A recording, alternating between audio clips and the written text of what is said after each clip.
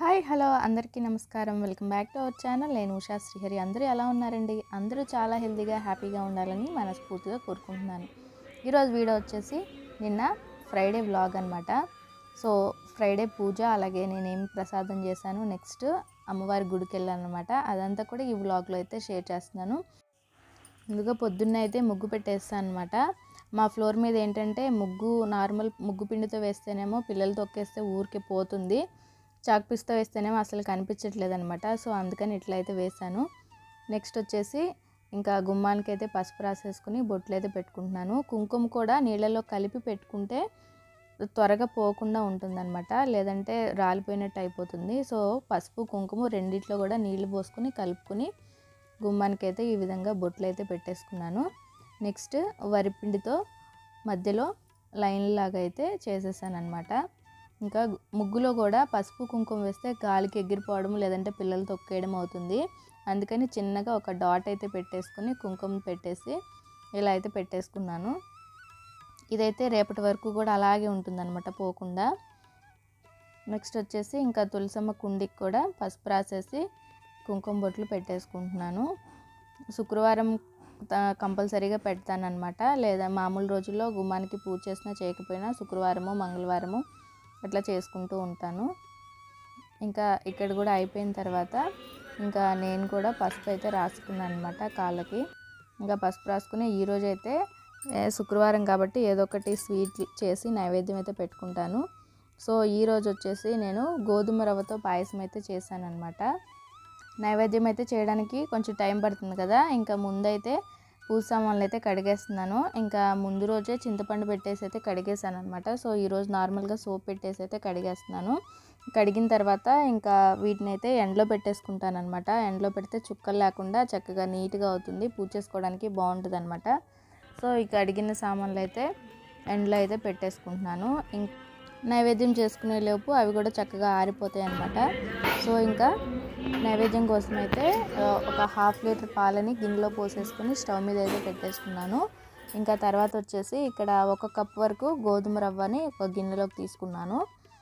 దీన్ని ఇప్పుడు 2 సార్లు వాటర్ పోసేసుకొని చక్కగా నీట్గా కడిగేసుకొని తర్వాత ఇందులో 1 కప్ వరకు వాటర్ అయితే వేసేసి పక్కన పెట్టుకున్నాను అనమాట. ఈలోపు రవ్వ నానుతూ ఉంటుంది పాలు మరిగేలోపు. సో ఇప్పుడు పాలు అయితే బాగా మరిగిపోయినాయి. ఈ నానబెట్టుకున్న గోధుమ రవ్వనైతే వేసేస్తున్నాను అనమాట.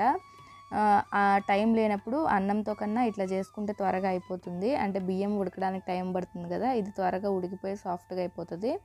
నెక్స్ట్ వచ్చేసి ఇంకా ఇక్కడ ఈరోజు వచ్చేసి చెక్క బెల్లం తీసుకున్నాను. దీన్ని అయితే చక్కగా కొట్టేసుకున్నాను. ఇక్కడ బెల్లం వచ్చేసి 1 కప్పు పావు ఉంటుందన్నమాట.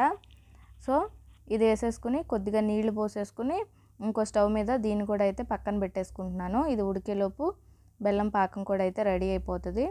సో పాకమేం రావసరం లేదు, జస్ట్ కరిగితే సరిపోతుంది అనమాట. సో ఇంకా ఇక్కడ రవ్వ అయితే ఉడికిపోయింది. ఇంకా రవ్వను తీసేసుకుని అయితే పక్కన పెట్టేసుకుంటాను. అలాగే ఇంకా ఇటు సైడ్ వచ్చేసి బెల్లము కూడా కరిగిపోయింది అనమాట. బెల్లం పాకము ఎప్పుడు కూడా వేడివేడిగా పోసేస్తే ఒక్కొక్కసారి బెల్లంలో కొంచెం ఉప్పదనం ఉంటే విరిగిపోతాయి అనమాట పాలు. కొంచెం రెండు కూడా కాస్త చల్లారిన తర్వాత అయితే పోసుకుంటే పాలు అనేది విరగకుండా ఉంటుందన్నమాట. సో ఈలోపు అయితే యాలక్కాయలు దంచి పెట్టేసుకున్నాను. యాలక్కాయల పౌడర్ వేసేసుకుని ఇప్పుడు బెల్లం పాకాన్ని ఇందులో పోసేసుకుని ఒకసారి కలుపుకొని ఇందులో జీడిపప్పులును ఇంకా కిస్మిస్ నెయ్యిలో వేయించేసి పెట్టుకున్నాను అనమాట. ఈ కలిపిన దాంట్లో ఈ పాయసంలో డ్రై ఫ్రూట్స్ కూడా పైన వేసేసుకున్నాను. ఇంకా గోధుమ రవ్వ పాయసం అయితే రెడీ అయిపోయిందనమాట. సో ఇంకా పూజ చేసుకోవడమే లేట్. యాక్చువల్గా నిన్న పిల్లలకి హాలిడే ఇచ్చేసారనమాట, స్కూల్ కూడా లేదు. ఎండ బాగా ఉంది కదా, ఎర్లీ మార్నింగ్ కొంచెం త్వరగా వెళ్దామని అయితే అనుకున్నాను. కానీ పని వీళ్ళకి టిఫిన్స్ పెట్టి పూజ అంతా అయ్యేసరికి 10 అయిపోయిందనమాట. అమ్మవారి గుడిలో చాలా బాగుంటుందన్నమాట. గుడి చాలా 2 చెట్ల కింద ఉంటుంది. సమ్మర్ అని కూడా అనిపించదు అనమాట. అమ్మవారు ఉంటుందో ఏమో కానీ ఎంత చల్లగా ఉంటుంది గుడి మాత్రము. గుడిలో ఇంకా 2 చెట్లు ఉంటాయి అన్నమాట, వేప చెట్టు అలాగే రావి చెట్టు పక్క పక్కన ఉంటాయి. సో గుడిలో స్పెషాలిటీ ఏంటంటే ప్రతి శుక్రవారము మంగళవారము అమ్మవారికి నిమ్మకాయలతో అయితే దీపారాధన చేస్తారు. అది నేను నార్మల్గా చేసేసిన తర్వాత అయితే ఈరోజు వీడియో తీశాను. నెక్స్ట్ టైము పూజ చేసేటప్పుడు కూడా ఒకసారి వీడియో షేర్ చేస్తాను. సో ఇంకా పూజ అయితే అయిపోయిందనమాట. ఇంకా పూజ అయిపోయిన తర్వాత ఇంకా గుడికైతే వెళ్ళాము అందరము కూడా.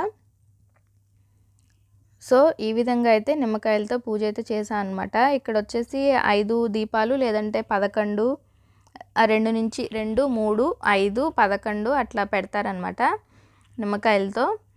సో ఇలా ప్రతి వారము అంటే మొక్కుకున్న వాళ్ళు ఒక 5 వారాలు 9 వారాలు అలా పెడుతూ ఉంటారనమాట. సో నేనైతే ఇది 4వ వారం పెట్టాను. సో తర్వాత అయితే ఇంకా బయట కొబ్బరికాయ అయితే కొట్టేసి అమ్మవారి దర్శనానికి అయితే వెళ్ళిపోతున్నాము. గుడి శుక్రవారం చాలా రష్గా ఉంటుందన్నమాట. ఇక్కడ కోరుకున్న కోరికలు తప్పకుండా నెరవేరుతాయంట. అందుకని ఇలా ముడుపులు కూడా కడుతూ ఉంటారు రావి చెట్టుకి. సో ఇంకా ఇప్పుడైతే లోపలికి అమ్మవారి దగ్గరికి అయితే వెళ్ళిపోతున్నాము. సో వీడియో తీసినా కూడా ఏం అనట్లేదన్నమాట. కొంచెం భయం వేసింది, కానీ అలాగే అమ్మవారిని మీకు కూడా చూపించాలని అయితే వీడియో తీశాను.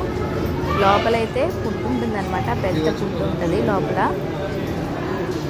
నాగేంద్ర స్వామి ఉంటారనమాట. సో ఇంకా ఈ విధంగా అయితే నా ఫ్రైడే వ్లాగ్ అనమాట. సో పూజ చేసుకున్న తర్వాత అమ్మవారి దర్శనం కూడా బాగా జరిగింది. సో మరొక మంచి వీడియోతో మంచి వ్లాగ్తో అయితే మళ్ళీ కలుద్దాము. మరిన్ని ఇంట్రెస్టింగ్ వీడియోస్ కోసం ఛానల్ సబ్స్క్రైబ్ చేయండి.